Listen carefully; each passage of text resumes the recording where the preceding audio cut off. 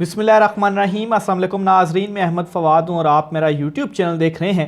नाज़रीन, हिस्ट्री में ऐसा पहली मरतबा हुआ है कि मौजूदा हुकूमत और मुक़्तदर हल्के एक पेज पर होने के बावजूद वो मतलूबा नताइज जो वो हासिल करना चाहते हैं वो हासिल नहीं कर पा रहे। इमरान खान साहब की जानिब से वो किया गया है जो कि कभी भी हिस्ट्री में नहीं हुआ। इमरान खान साहब ने बड़ा एक अहम खिताब किया है, 1.5 घंटे के करीब ये खिताब था उनका, और इस खिताब के अंदर ISPR के हवाले से भी उन्होंने कुछ चीज़ें कही हैं और वो प्रेस रिलीज़ जो ISPR ने जारी की थी और इसमें दोगलापन जैसे जो अल्फाज थे वो उन्होंने इस्तेमाल किए। और इमरान खान साहब की इस तकरीर के बाद भी आर्मी चीफ़ की जानिब से बड़ा एक अहम पैगाम जो है वो आया है। इस सारी चीज़ों के ऊपर आज के व्लॉग में कुछ तफसीलात हैं वो मैं आपके साथ शेयर करूँगा।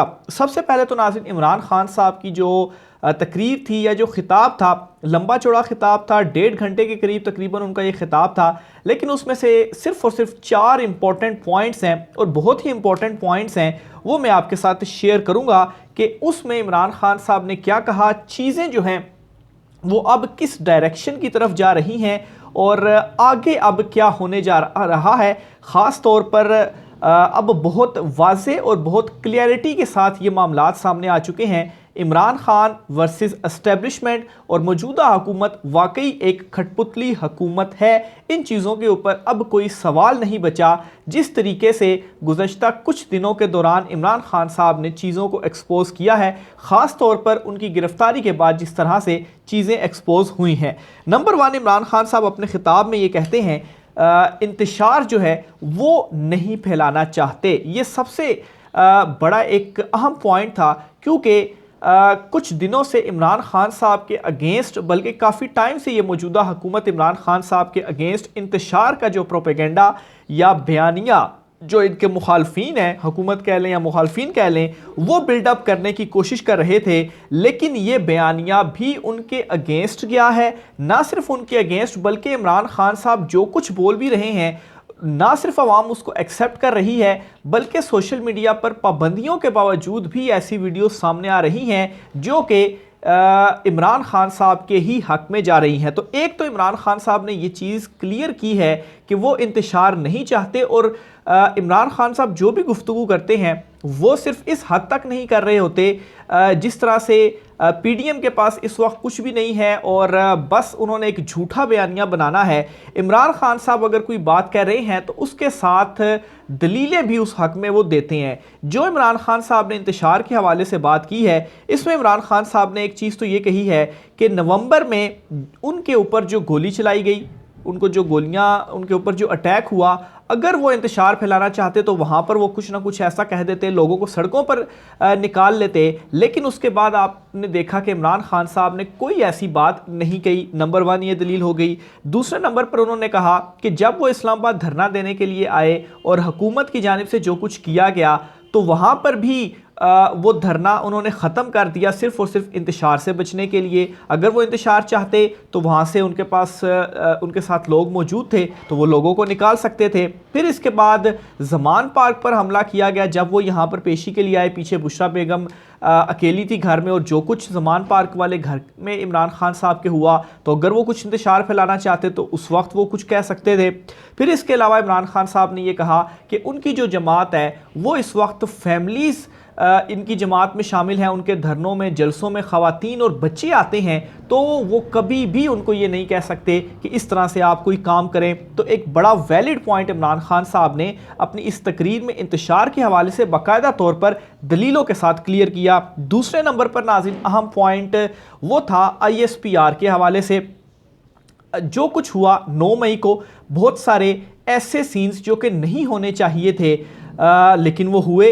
जाहिर सी बात है इमरान खान साहब को गिरफ्तार किया गया और उसके बाद फिर रद्द अमल आया। रद्द अमल के तौर पर ऐसी बहुत सारी चीज़ें हुई और जो एक मॉब होता है जब उसको कंट्रोल करने वाला, लीड करने वाला कोई ना हो, डायरेक्शन लेस हो, तो इस तरह की जो चीज़ें हैं वो होती हैं जो कि नहीं भी होनी चाहिए थी। और इसमें नाज़रीन बहुत सारी जगहों पर इस तरह से भी वीडियोस के अंदर भी या सोशल मीडिया पर भी इस तरह की निशानदेही हुई कि ये जो लोग हैं, इवन कि इमरान खान साहब ने भी कहा कि ये जो लोग जिन्होंने इंतशार या इस किस्म के काम किए वो पीटीआई के नहीं थे और पाकिस्तान तहरीक इंसाफ का ऐसा रवैया भी नहीं था। इस पर भी आगे एक दो पॉइंट्स मैंने आपको बताने हैं, लेकिन पहले जो ISPR वाला मामला है जिसमें एक प्रेस रिलीज उन्होंने जारी की और उसमें दोगलेपन जैसे अल्फाज इस्तेमाल किए और नाम लिए बगैर, जाहिर सी बात है वो किसको कह रहे थे सबको मालूम है। उस प्रेस रिलीज के बाद इमरान खान साहब की तरफ उनका, पाकिस्तान तहरीक इंसाफ की तरफ उनका इशारा था, तो इसके ऊपर भी इमरान खान साहब ने बहुत खुलकर बात की है।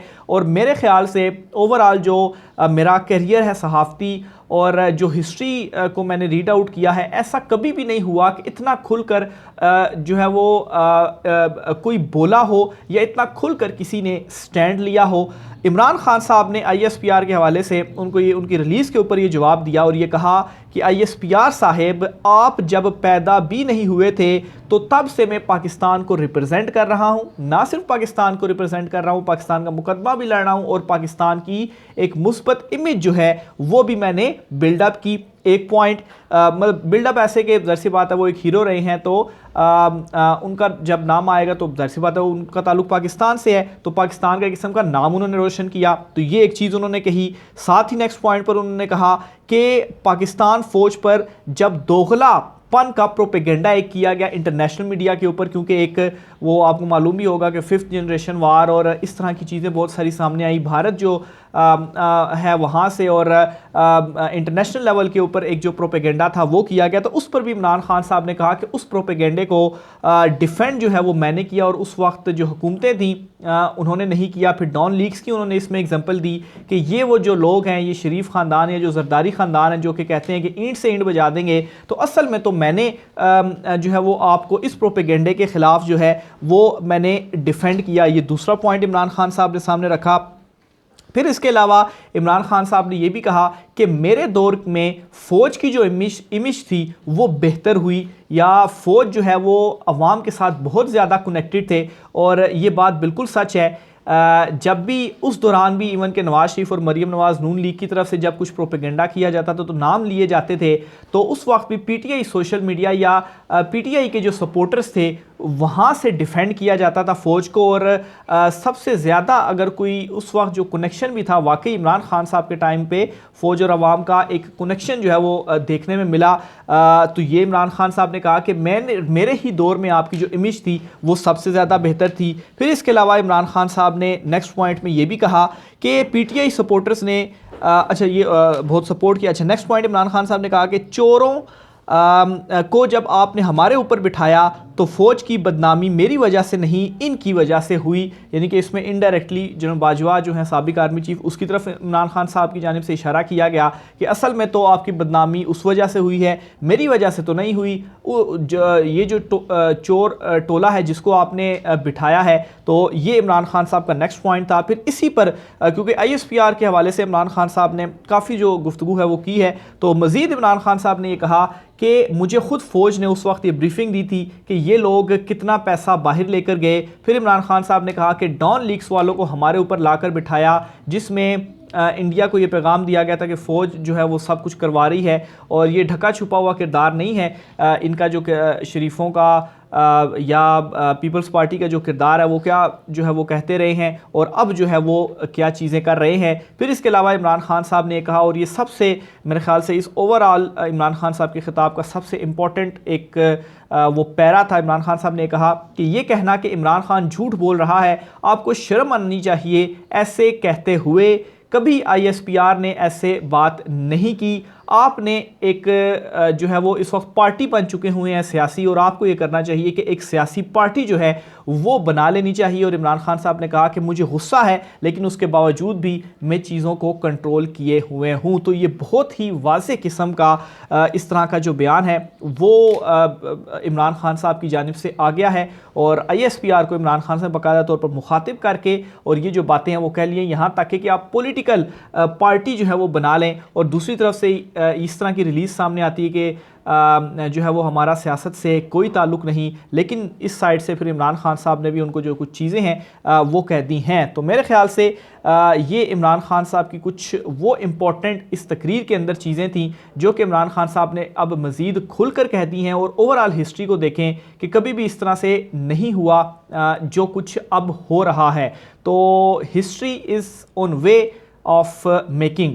तो ये इमरान खान साहब के खिताब कुछ आम चीज़ें थी। एक और आखिरी पॉइंट है इस तकरीर का जो कि इमरान खान साहब ने की है, उसमें इमरान खान साहब ने एक नया और अनोखा एहतजाज का तरीका दरियाफ़्त किया और इमरान खान साहब ने कॉल दी है आज के दिन की।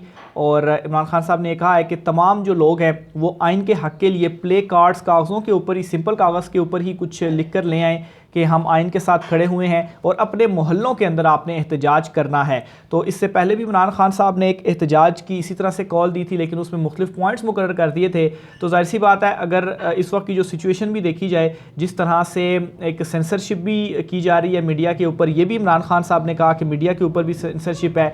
इमरान रियाज खान साहब के हवाले से भी उन्होंने तकरीर में गुफ्तगू की। इसके अलावा कुछ इमरान खान साहब ने बड़ा इंपॉर्टेंट पार्ट ये भी था कि कुछ वीडियो सबूत भी इमरान खान साहब की जानिब से दिखाए गए कि जिसमें जलाओ घेराव वगैरह किया जा रहा है और पाकिस्तान तहरीक इंसाफ के जो लोग हैं वो उन्हें रोकने की कोशिश कर रहे हैं। और कई जगहों पर जो गाड़ियां वगैरह तोड़ी जा रही हैं तो उसमें भी ये कहा जा रहा है कि जी ये पाकिस्तान तहरीक इंसाफ के लोग नहीं हैं, बल्कि कुछ ऐसे अफराद हैं नामालूम किस्म के कि उनका ताल्लुक पाकिस्तान तहरीक इंसाफ से नहीं है, वो सिर्फ़ और सिर्फ अपना इसमें फ़ायदा उठाना चाहते हैं और इस तरह की जो एक्टिविटीज़ हैं वो कर रहे हैं। और ज़ाहिर सी बात है, एट द एंड इल्ज़ाम किसके ऊपर लगना है कि PTI के ऊपर ही लगना है कि यार आपका ये जो एहतजाज था। तो बहरहाल ये भी इमरान खान साहब ने दिखाया, लेकिन इमरान खान साहब ने आइन बचाओ के हवाले से एक एहतजाज की कॉल भी दी है और उसमें एक अनोखा तरीका इमरान खान साहब की जानिब से बताया गया है कि इस तरह से आपने जो एहतजाज है वो करना है। आखिर में नाज़रीन, आर्मी चीफ़ की जानिब से भी एक अहम बयान सामने आया है।